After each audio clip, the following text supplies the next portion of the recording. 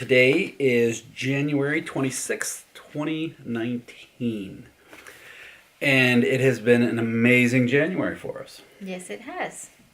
We are at B&B down in Nebraska City. We're out exploring, looking for places where we can do our couples retreats, which has been kind of fun. So it's been a good experience just to get out and explore around, run around a little bit. We wanted to go through today and talk a little bit about the conclusion of where we were with our goals and our best life stuff.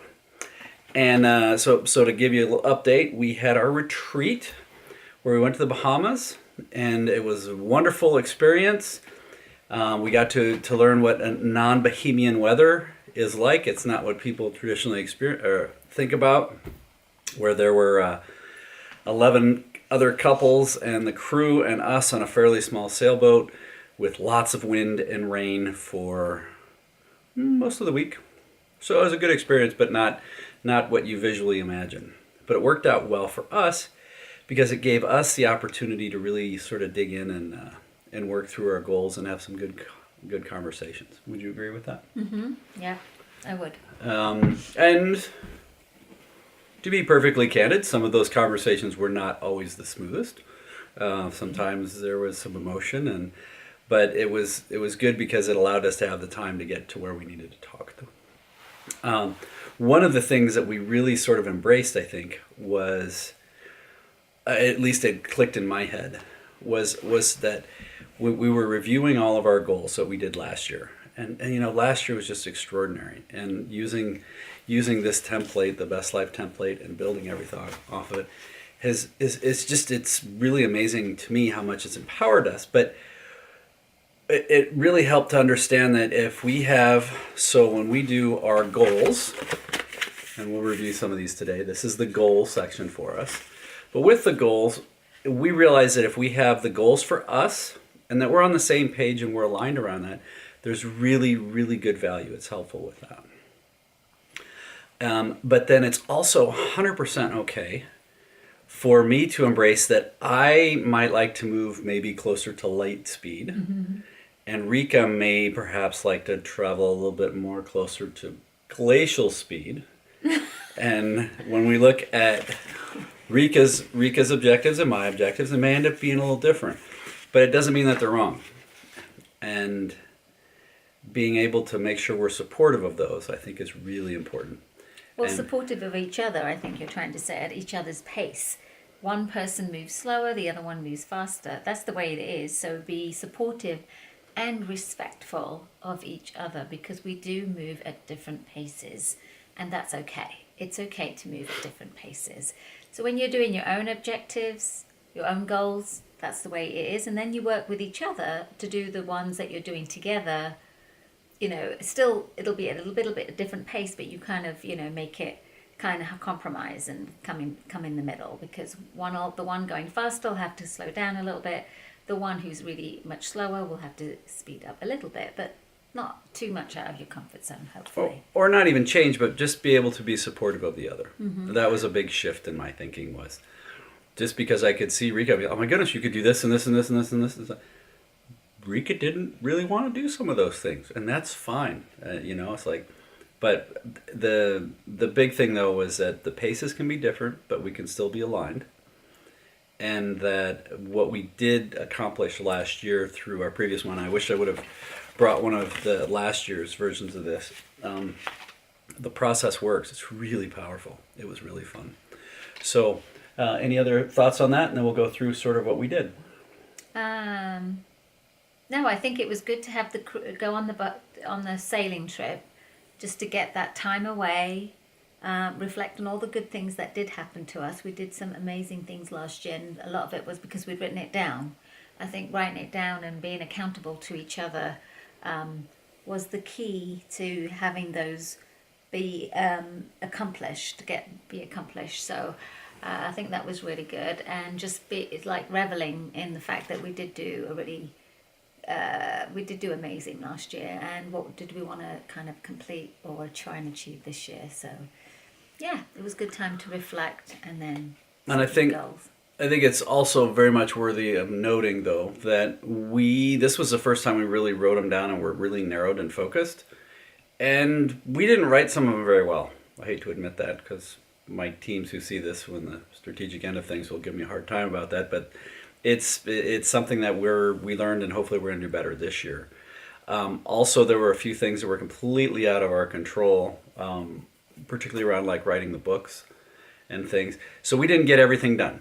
We did not achieve everything 100%. I wish we would have, but life got in the way in a few places, and our businesses both are just exploding and blossoming. It's beautiful, but we can still get better and better with this as we go. Well, I think with goals, even though if you may not quite complete it, it's an opportunity to learn and grow from it. So, and then it doesn't mean that you don't have to. It doesn't, even though it didn't say quite work out that year. Some of the goals that didn't work out for me last year, I've put them on again this year, and I think I've got better at trying to be a goal setter. Or that actually, I think this year more so than ever, it's kind of in my heart, if you want to say, or in my being to say, oh, I really do want to do that. Maybe last year it was perhaps would be good. This year it's more so. So maybe it's set around intentionality too, and how firm you are on that goal is part of it too. Cool. So we've started we've had different people asking us for some parts of these components of things. And if anybody out there has any interest, you're welcome to go to solopreneurlife.com, and you can email us and we'll get you some of the information on here. But so to start with, this first thing, we call this the balance wheel. And with this, it goes through and it reviews where you are in life with your relationships, professionalism, resources, and your health. The idea that having all of those together is a balanced formula. Well, we actually have it's 60 questions that go through that you can take with a partner or on your own and sort of help you define alignment and where maybe you have some opportunities. Because we think that one of the big challenges a lot of people have is defining what success looks like. And the intention with that is you may have all the money in the world, but if you don't have health, or your family doesn't like you, or everybody thinks you're an ass, then, well, you may not be a very wealthy person. But if you have all the health in the world, but you don't have family, so just the idea is how do we look at a combination of those and help you define what success looks like on your terms, which has been exciting. The next thing that we go through is we went through what we call our True North, and these are all available on blogs that currently are at the Entrepreneurial Advisors site, entrepreneurialadvisor.com, which is entadv.com. But we'll have it on the solo site as well. But with this, we went through and we tweaked it a little bit. We made a few minor changes where we made some adjustments to where we're really clear on that. But we like to use this as something then that's going to help us define what our true north is. Should we read them? Sure. All right, go ahead. Embracing life as an adventure is number 1. Number 2, fearlessly giving first for the betterment of others. Number 3, always curious, always learning. Number 4, living a philosophy of gratitude and abundance. Number 5, owning your life experience. Attitude matters.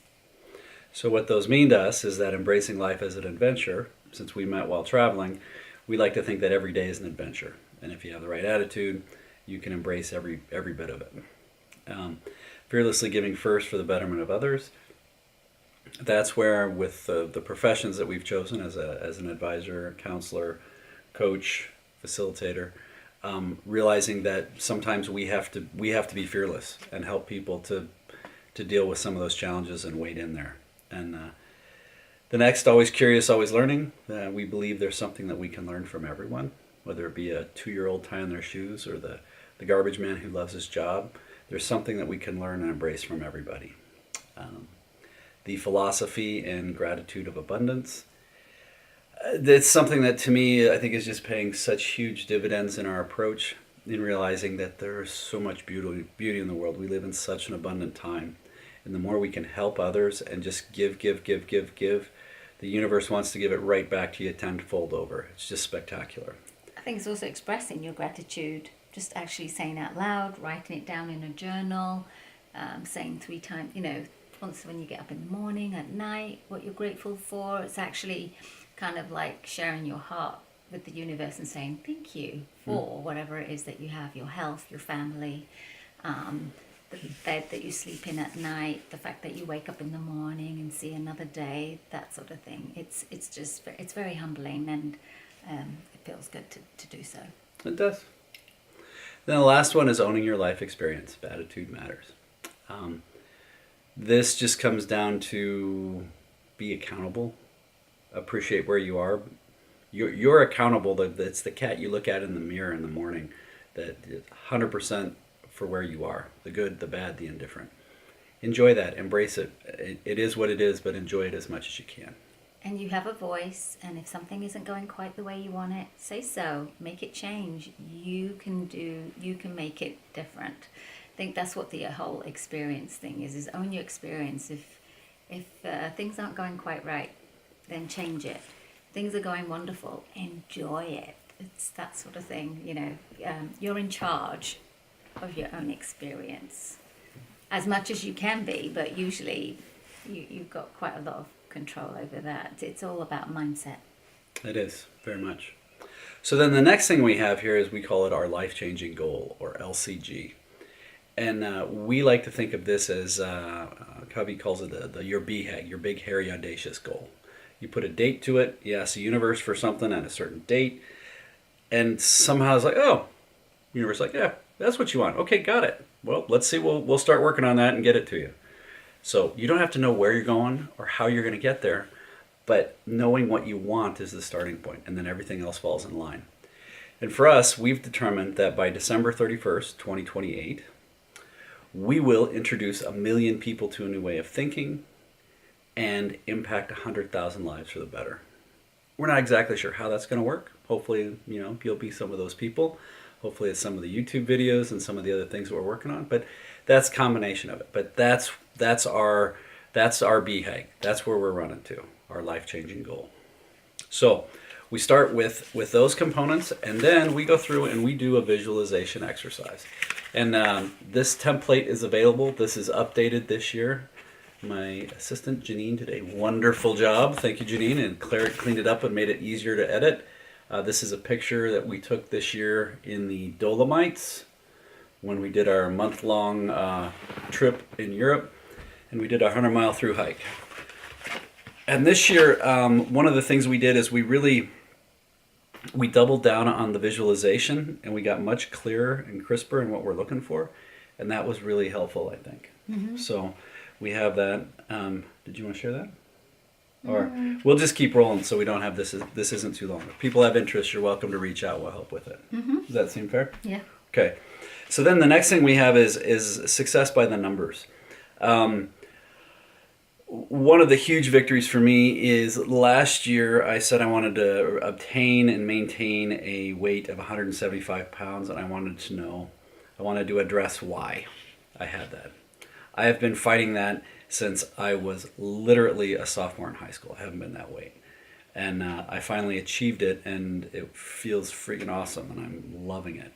But I forgot I wrote it down in the paper, and I think that when I came back and saw that, I almost got teary-eyed. It was crazy. So we looked at where we were financially, and even though we took a lot of time off last year, almost 3 months, I think our finances almost doubled as far as what our net profit was. It's an amazing year because, again, it fit with the plan that we built and the numbers we wrote down. And so we still worked hard, but we played hard too. It was a very productive year. So then this year I have a weight goal, as well as a couple things around having volumes of books that I want to sell. Mm-hmm. So then what we did is we created these annual goals. And this is just basic, right out of the books of any strategic planning group on the planet. But your big crazy BHAG, then you do annual goals, then you do quarterly goals. It's timeless, but it works very, very well. So in this particular case, we have our goals, Rika's goals, and my goals. In this case, together we have 3. Rika has 4, and then I have 5. So they're different, but they're important for both of us, and the coordinated one. And then we broke it down for our quarterly objectives. And a friend of mine, Steve, introduced the idea of the concept of making these into affirmation statements instead of just as a quarterly objective or a rock, as Collins would call it. The idea is that you make it into an affirmation statement. If you state, I will, whatever you're going to do, and then at the end, by this certain date, you tell yourself that over and over and over. We do our date night every Friday night. The likelihood of that success happening goes up exponentially. So with this, we have our goals. Well, what do we need to get done this quarter to make sure that we can achieve that? Rika has hers. I have mine. And then we get together each Friday for date night to review where we're going on those, how we're doing. Can I help you with this? Can you help me with that? Is there some issue? What can I help you with? How can we get those going? And sometimes we forget, and it's like, okay, no, shoot, let's get back on track. How do we help each other achieve those things? Anything else on rocks? The quarterly objectives? It is good to do it weekly. It's like a touch point to keep kind of checking in with each other. Make it like what you do on a Friday, it's date night, go out, or even do it at home, eating in. But it's a point of just kind of reviewing the goals and where you're at, as Chris was saying, and checking in, and do you need some help? So, and you do feel like you have to get something done because you're being accountable to the other person, and you want to know, and you want to have said you've done something. So it's kind of a little pressure, but it's also a good kind of pressure because it gets you doing the thing you said you were wanting to achieve. Whereas if you were just kind of could be left to your own devices, you might not get it done because it'd be easier to just kind of not do it until the very end. That's what's good about this, is that the more you keep touching the thing and moving it along, the likelihood of it happening by the end of the quarter is very high. A little tap on the shoulder goes a long way for a reminder. So the next thing that we have is one and dones. These are things that aren't quite as big as a quarterly objective, but there's stuff that we should probably get done this quarter. And it's just a reminder. It's like, ooh, yeah, shoot, I need to build that, or I need to do that, or whatever it may be. But it's, again, ideally we're going to get all those things out. Then we have a section here called Opportunities and Challenges. These are things that are cool stuff that we want to do, that we will do at some point, that'll be great stuff. But we just don't want to invest any energy focusing on those this quarter. So this ends up being the parking lot where we hold those issues and opportunities and challenges. And then the last thing that we have is, we call it our bucket list, and that's on the very back. And those are going to be the fun places. The camera, it's not. Anyway, those are the trips that we want to take so far in our life. I think we added another 15, which will be kind of fun. Let's see, longboat tour in Scotland, go to Burning Man, have a really fast little plane, the Hout route in Alps, visit Morocco, Mongolian Airbnb. Those are some of the newer ones that we've added recently. But it's exciting, and it helps us when it comes time to start scheduling out our trips. So the other thing that we're doing is that we've already scheduled for this year the rough times that we're going to take our big trips, and some of the new things that we're planning on, which is those were goals for us for last year, and now they're becoming part of our DNA. We are also maintaining where we do date night Friday, second Friday date night with friends. We invite that out to anybody who wants to come and join us for dinner, which has been fun. That's at datenightfriday.com. And then we do dinners with my family. It's just a potluck, super casual at the house. But those came out of efforts for us wanting to have more time with family and friends. And also the scheduling of all the trips. So we think that's really important, because otherwise you'll let everything just sort of bounce along, and before you know it, it's July and you've missed half the year. So that is a little update. Any other thoughts or feedback, Miss? No, I think you've covered it. We've covered it together. I think that's been good. All right. Well, again, if you're watching this, thank you so much for the time. We're truly humbled, and we genuinely believe in the power of this, and we hope you can benefit from it the way that we're benefiting from it. And if you have questions or you want any of the information, send us a note. We'll get you something. And just so you know, we are doing 2 couples retreats this year to talk about this process that we have been building in this brochure that we put together and that we've been doing ourselves. And if you want to find out the information, one of them is in April, the first weekend in April, and then I believe it's the first weekend in November. And for more information, you can go to my site, which is omaha-counseling.com, and Chris's site, which is entadv.com.